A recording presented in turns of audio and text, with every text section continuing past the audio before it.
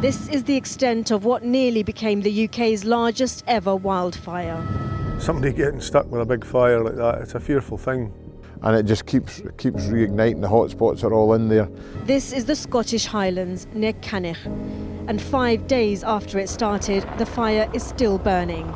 It's devastating for the area's wildlife. Our last line of defence when wildfires do, heaven forbid, break out is the rural workers that are on the ground. So I'm Ian Hepburn. I've been at the Cannich Wildfire in 3 different guises. I was there with the Scottish Fire and Rescue Service. I was there as a neighbouring gamekeeper helping out, and I've also been there as bright spark, putting out a potential fire break. So the challenges at Cannich were large, vast area, lots of different land uses. The one thing that was there that was in common was the fuel load. Fuel load was large, very unbroken, and I think that's, as we know, is one of the reasons why it's went on so long. The fire could go in each direction the same. Probably the biggest issue that's come from it is the flare-ups and the hot spots, predominantly in the areas where there's trees. In the areas of open moorland where the fire was extinguished, in general it has stayed out, it's not gone nearly so deep into the peat, but in the areas where there's tree cover, wide and dense tree covering areas, a lot of the time the fire went deep into the peat and burned it through.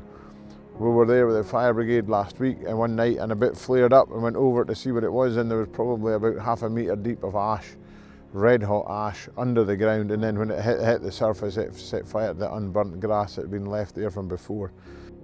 At one time we were reckoning that even when the helicopter was dumping a complete bucket full of water onto an area, in the heat, between the heat of the daylight and the heat of the fire, we're reckoning at times after 15 minutes it more or less evaporated. On the Tuesday, the fire had been burning for probably a week. At that point, I got a phone call from the neighbour next door at Coromoni to ask if I would go up with my fogging unit in Anargo to help put the fire out, because it was running out of the looked like it was going to be running out of the RSPB ground into the Coromoni estate.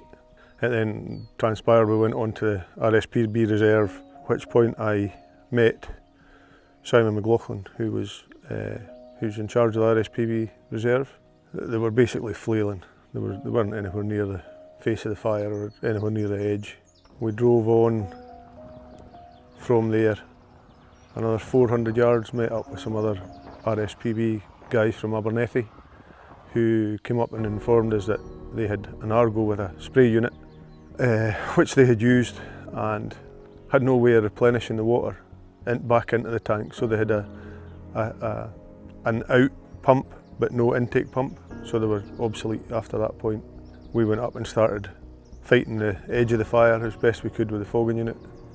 At that time, I reckoned that the face of the fire was getting on for 2 miles long.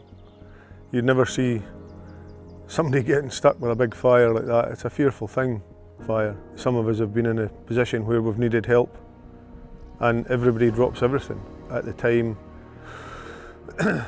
phoned the neighbouring keeper, who turned up with 2 of his keepers, so that's 3 from Glenmorrison. I was in a rush to head to the fire, and I asked Stevie to phone anybody else he could. He phoned Ian. Ian and 2 of his underkeepers came to help. And in the mix of that, my brother-in-law phoned, told him what the story was, and he stays at he's at Black Corries. He's a stalker over there, which is it's over 2 hours away anyway. And at that point, he was in the middle of doing something. He basically dropped what he was doing to come and help. We do it yearly, so we understand how it works. We can read it. We can say, well, it's not going to go so far there, but it's going to head that way. You can get in front of the fire, and we call it cutting the head off the snake. If the snake's going that way, you have to cut the head off it. Then it can't go any further. That's where backburning comes in really handy. Look at the topography, look at the terrain, see where we can make an inroad into it. But it's super important that people join together and club together. One day I'll be in a situation where I'm in trouble with a fire, I'm sure of it, and I would like to think that somebody else would come and help me. Okay, so fighting wildfire, you've got lots of tools, but really you want to get people there quickly to start firefighting as quick as you can. Complete combined effort. The Merlin groups are great because they've got WhatsApp groups, etc. nowadays, and they've got radios all in the same channel, so communications are good, and they've got equipment so they can bring fogging units, Argo cats, you name it, tractor swipes to a scene quickly and with experienced personnel, which is massive. So they're bringing that equipment and a huge lot of knowledge, more so now than ever before. The gamekeeper fraternity and the Scottish Fire and Rescue Service are working closer together than I've seen in a long time, and it's great. These wildfires, they're getting suppressed much quicker because the equipment Fire and Rescue Service have got and the equipment the gamekeepers can bring to it as well. And knowledge is a massive thing, knowing where, when to attack a fire, and in some areas being able to go in front of it and putting in a control line to stop it is very effective, and it's keeping people away from the heat. They're not actually right at the very hot bit of a large fire. They can maybe put a control line in 100 metres away or whatever, so you're working in far cooler and cleaner conditions. So yeah, so you've got a big lot of water landing in the top. A fogging unit comes along, and used correctly, a fogging unit does a couple of things. One, if you're coming at right angles to the fire, when you're spraying the fire and the flames, you're knocking the flame, the heat, the ash, everything back into the already burnt area. So you are using the force of the water, similar with a leaf blower, you're using force to push the fire and all the heat back into the burnt area. The Anargo setup like we have with a fogging unit on it is probably £36,000. You know, the estate owners have bought and understand that we need it. We have no problem to take the stuff out onto the hill if we can, you know, if we can help, we can help. So we've just had a major wildfire incident at Cannich, up just southwest of Inverness, where 1,500 hectares of land has been decimated by wildfire. Unfortunately, this is something we're seeing all too often now in Scotland because we've got a warming climate, but it tends to be happening quite specifically in areas where fuel load isn't being managed. And we know that organisations like the RSPB take issue, I think, with practising techniques like muir burn to reduce fuel load, and what's happening as a result of that is the fuel load is getting really high, and we're seeing ultimately the wildfire risk increasing as a result of that. The RSPB will tell you that the answer to the wildfire problem is re-wetting peatland, but I think it's fair to say that it's just not going to cut it in the context of a warming climate.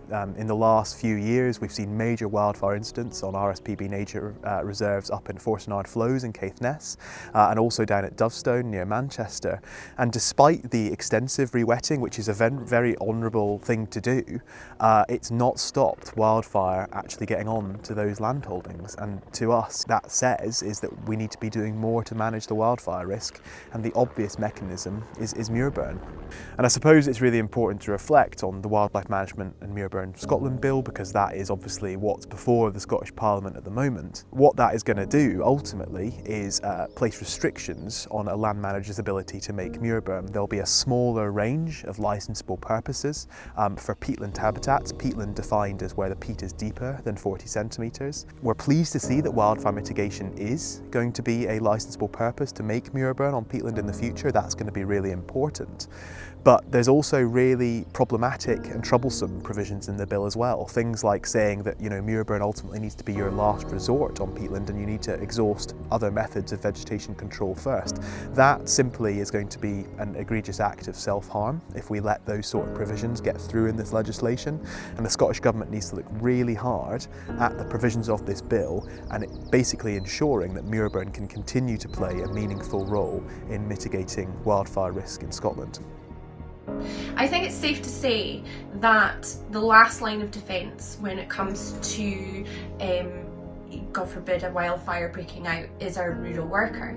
We saw the mobilisation of gamekeepers and farmers that were local to Cannich, but also people that downed tools and took their manpower, their knowledge, their expertise and their kit in response to the Cannich wildfire for up to 2.5 hours away. So we really rely on our rural workers for, like I said, their knowledge, their expertise and their skill, but most importantly their kit. They bring the ATVs, the fogging units, the pumps, their besoms, the leaf blowers, their PPE. They're trained in using fire as a tool to fight fire. They use backburning, which practically means they get in front of the fire. They light a fire to reduce the vegetation, which reduces the fuel load. And then when the fire that runs away catches up to that fire that's been burnt, put out, it helps to put it out in its tracks. These are fundamental things that should all be taken into consideration to help build resilience in managing wildfire risk in Scotland. If we don't have that rural workforce who are trained in the art of using fire as a tool to reduce and manage fuel load, we're really shooting ourselves in the foot. Rural workers are fundamental to this, and we need to make sure that they are properly enabled to do what they do best, and that is managing vegetation, reducing fuel load, protecting peatlands and heather habitats. And also, heaven forbid, if more wildfires break out, which will happen, the experts are saying we will see more of this, they are then there and able to help come along to put it out.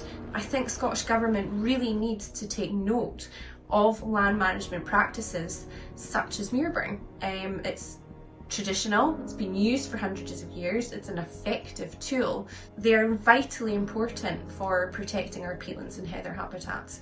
And I think as a land manager, if you have heather on your ground and you choose to have a no-burn policy, like the RSPB for example, you're really putting our moorlands at risk of wildfire, which we saw with the likes of Cannich.